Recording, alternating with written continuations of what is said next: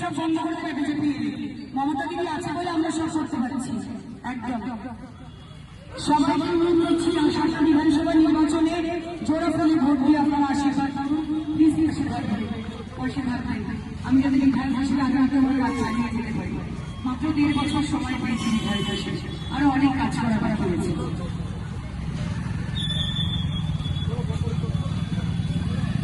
নমস্কার, আমি সায়ন্তিকা, আপনাদের বিধায়ক, আসাম বিধানসভা নির্বাচনে তৃণমূল কংগ্রেসের প্রার্থী। সবাই কাছে অনুরোধ করছি